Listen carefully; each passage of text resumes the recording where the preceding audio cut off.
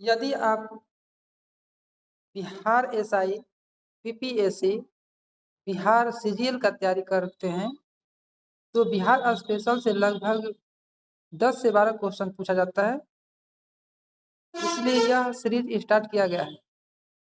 आप लोग ऐसे वीडियो को शुरू से अंत तक देखें जिससे एग्जाम में आपको ज़्यादा से ज़्यादा नंबर हासिल हो सके। बिहार मानव अधिकार आयोग का गठन कब किया गया? बिहार मानव अधिकार आयोग का गठन कब किया गया? बिहार मानव अधिकार आयोग का गठन 3 जनवरी 2000 ईस्वी में किया गया। 3 जनवरी 2000 में। राज्य लोक सेवा आयोग के सदस्य का कार्यकाल कितना होता है? राज्य लोक सेवा आयोग के सदस्यों का कार्यकाल होता है 6 वर्ष। राज्य लोक सेवा आयोग के सदस्य का कार्यकाल होता है 6 वर्ष। नवादा, अरवल तथा जहानाबाद किस प्रमंडल के अंतर्गत आते हैं? नवादा, अरवल तथा जहानाबाद किस प्रमंडल के अंतर्गत आते हैं? तो मगध प्रमंडल के। नवादा, अरवल तथा जहानाबाद किस प्रमंडल के अंतर्गत आते हैं? तो मगध प्रमंडल के। किसी राज्य का उच्चतम विधि अधिकारी कौन होता है? किसी राज्य का उच्चतम विधि अधिकारी कौन होता है? तो महाधिवक्ता। महाधिवक्ता। बिहार के कौन से ऐसे राज्यपाल हुए जो बाद में राष्ट्रपति बने? बिहार के कौन से ऐसे राज्यपाल हुए जो बाद में राष्ट्रपति बने? तो रामनाथ कोविंद और जाकिर हुसैन। रामनाथ कोविंद और जाकिर हुसैन ऐसे राज्यपाल थे जो भारत के राष्ट्रपति बने। विधानसभा सदस्य चुने जाने हेतु न्यूनतम आयु सीमा क्या होनी चाहिए? विधानसभा सदस्य चुने जाने हेतु न्यूनतम आयु सीमा क्या होती है? तो 25 वर्ष होती है।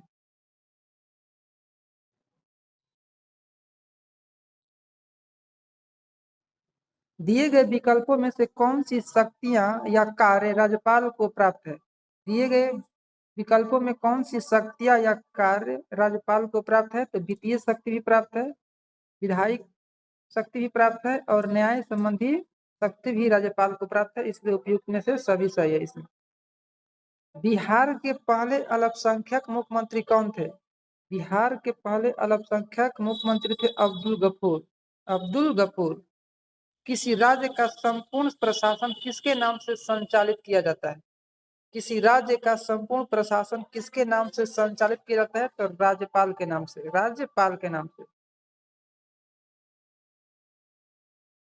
राज्य द्वारा वार्षिक वित्तीय ब्यौरा प्रस्तुत करने की बात भारतीय संविधान के किस अनुच्छेद में किया जाता है? राज्य द्वारा वार्षिक वित्तीय ब्यौरा प्रस्तुत करने की बात भारतीय संविधान के किस अनुच्छेद में कहता है? तो अनुच्छेद 202। 73वां संविधान संशोधन को कब संपूर्ण देश में लागू किया गया? 24 अप्रैल 1993। 73वां संविधान संशोधन को कब संपूर्ण देश में लागू किया गया? 24 अप्रैल 1993। बिहार का कुल क्षेत्रफल भारत के कुल क्षेत्रफल का कितना प्रतिशत है? बिहार का कुल क्षेत्रफल भारत के कुल क्षेत्रफल का कितना प्रतिशत है? तो 2.86%। दिए गए विकल्पों में कौन सा जिला नेपाल और उत्तर प्रदेश के साथ सीमा साझा करता है? नेपाल और उत्तर प्रदेश के साथ सीमा साझा करने वाला जिला है पश्चिम चंपारण। पश्चिम चंपारण। ग्रीष्म ऋतु में सामान्यतः किस जिले में तापमान सर्वाधिक होता है? ग्रीष्म ऋतु में सामान्यतः किस जिले में तापमान सर्वाधिक होता है? तो गया में। गया में। रेत एवं कंकड़ युक्त बलथर मिट्टी किस क्षेत्र में सर्वाधिक पाई जाती है? रेत एवं कंकड़ युक्त बलथर मिट्टी बिहार के किस क्षेत्र में सर्वाधिक पाई जाती है? तो कैमूर जिला में। कैमूर जिला में। कोसी नदी किस स्थान पर गंगा नदी से मिलती है? तो कुर्सेला। कोसी नदी किस स्थान पर गंगा नदी से मिलती है? तो कुर्सेला। दक्षिण बिहार में किस नदी को हिरण्यवाह के नाम से जाना जाता है? दक्षिण बिहार की किस नदी को हिरण्यवाह के नाम से जाना जाता है? तो सोन नदी को हिरण्यवाह के नाम से जाना जाता है। प्रसिद्ध तुतला जलप्रपात कहाँ स्थित है? तुतला जलप्रपात सासाराम में स्थित है। सासाराम। लीची उत्पादन में बिहार का स्थान कौन सा है? लीची उत्पादन में बिहार का स्थान देश में कौन सा है? तो पहला स्थान है लीची उत्पादन में। बिहार सरकार द्वारा कृषि रोड मैप 1 की शुरुआत कब हुई? तो 2008 में। बिहार सरकार द्वारा कृषि रोड मैप 1 की शुरुआत कब हुआ? तो 2008 में। जैविक कृषि को बढ़ावा देने के उद्देश्य से बिहार सरकार द्वारा जैविक कॉरिडोर हेतु कितने जिलों का चयन किया गया है? जैविक कृषि को बढ़ावा देने के उद्देश्य से बिहार सरकार द्वारा जैविक कॉरिडोर हेतु कितने जिलों का चयन किया गया? तो 13 गो जिला। सेवक राम तथा हुलास लाल का संबंध बिहार के किस गौरवशाली कला शैली से संबंधित है? सेवक राम और हुलास लाल पटना कलम शैली से संबंधित है। सेवक राम और हुलास लाल पटना कलम शैली से। मखाना अनुसंधान केंद्र कहाँ स्थित है? तो दरभंगा में। मखाना अनुसंधान केंद्र कहाँ स्थित है? तो मखाना में। 2011 की जनगणना के अनुसार बिहार की कुल साक्षरता दर कितनी है? तो 61.8%। 2011 की जनगणना के अनुसार बिहार की कुल साक्षरता दर 61.8% है। बिहार का सर्वाधिक अनुसूचित जाति की आबादी वाला जिला कौन सा है? तो गया। बिहार का सर्वाधिक अनुसूचित जाति की आबादी वाला जिला कौन सा है? तो गया। शेरशाह का मकबरा कहाँ है? तो सासाराम में। सिखों के 10वें गुरु गोविंद सिंह का जन्म कहाँ हुआ था? तो पटना में। डचों ने बिहार में अपना पहली फैक्ट्री कब स्थापित किया था? तो 1632 में। डचों ने अपना पहला फैक्ट्री कहाँ स्थापित किया था? कब स्थापित किया था? तो 1632 में।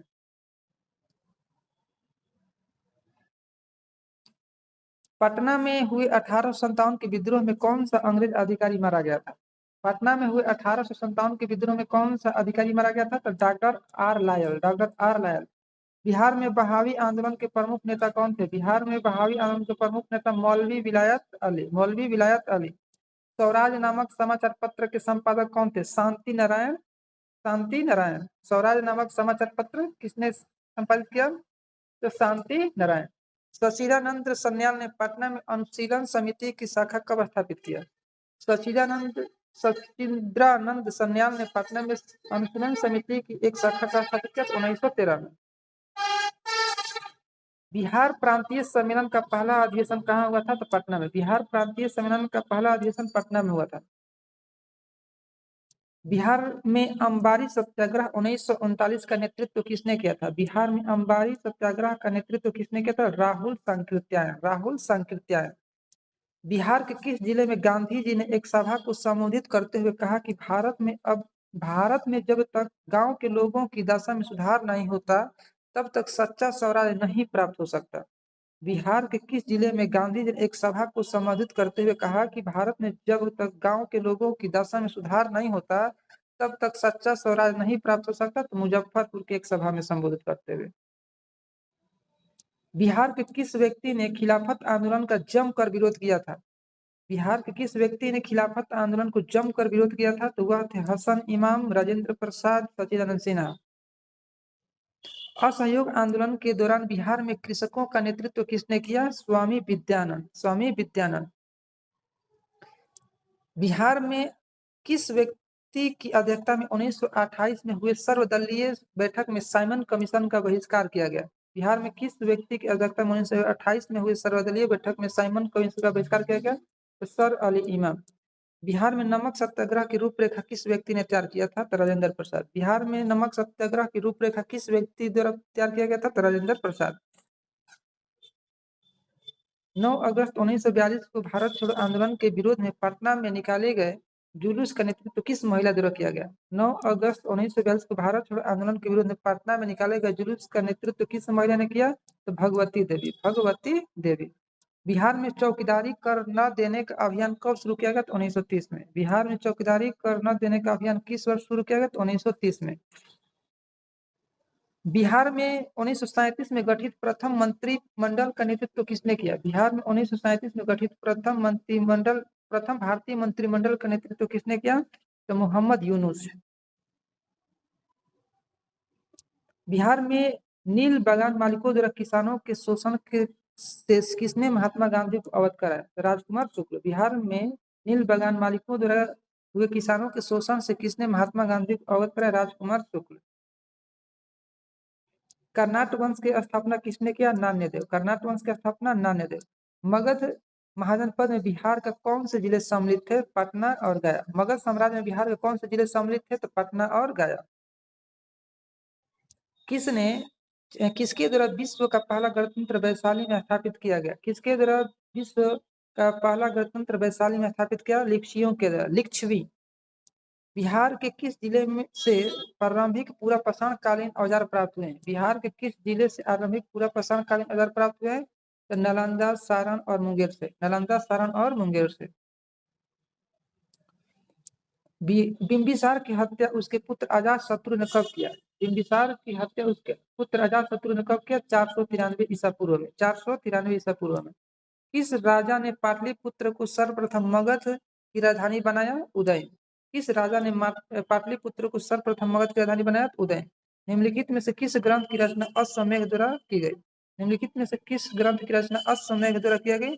तो बुद्ध चरित्र के लेखक अश्वघोष, सूत्र अलंकार के लेखक अश्वघोष, शौर्यानंद के लेखक अश्वघोष नहीं थे। उपयुक्त में से एक से अधिक।